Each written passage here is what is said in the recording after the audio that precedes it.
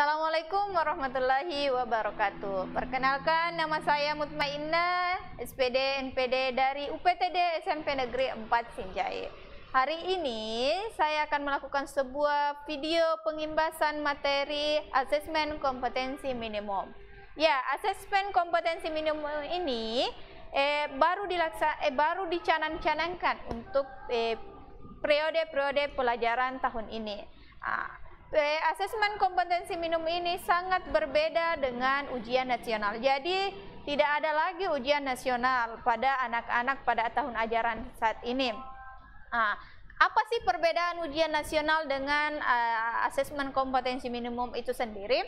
Ternyata materi ujian nasional itu terlalu padat sehingga siswa dan guru cenderung menguji penguasaan konten bukan kompetensi penalaran. Sedangkan pada AKM diharapkan siswa bisa melakukan penalaran.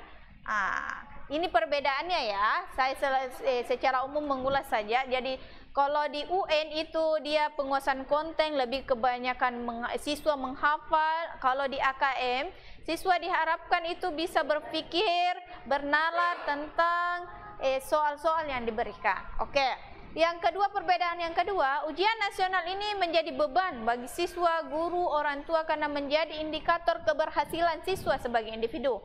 Sedangkan ujian nasional seharusnya berfungsi sebagai pemetaan mutu sistem pendidikan nasional, bukan penilaian siswa. Di AKM ini itulah yang akan kita berikan. Itu yang akan diberikan pemerintah bahwa di AKM ini bukan indikator keberhasilan siswa, tapi sebagai pemetaan mutu pendidikan yang ada di sekolah. Jadi bisa dilihat bagaimana kemampuan siswa, kemampuan sekolahnya. Oke? Adapun yang ketiga, ujian nasional hanya menilai aspek kognitif dari hasil belajar, belum menyentuh ke karakter siswa secara menyeluruh. Sedangkan pada AKM ini menyangkup keseluruhan, baik itu di aspek kognitifnya maupun di karakter siswanya. Oke, di AKM ini secara umum ada 3 yang dilakukan, yaitu ada literasi, numerasi, dengan karakter. Apa itu? Literasi itu kemampuan bernalar tentang dan menggunakan bahasa. Jadi siswa diharapkan ini lebih banyak membaca lagi. Oke. Adapun di numerasi, kemampuan bernalar menggunakan matematika. Di sini anak-anak diharapkan bisa menyelesaikan permasalahan-permasalahan yang berkaitan dengan kehidupan sehari-harinya. Di karakter, di sini pembelajaran dengan sifat gotong royongnya, kebinekaannya, dan perundungannya itu bisa dilihat karena ada soal-soal yang berkaitan dengan karakter siswa. Ujian nasional dulu dilakukan pada tingkatan akhir-akhir, misalnya di SMP itu dilakukan pada kelas 9.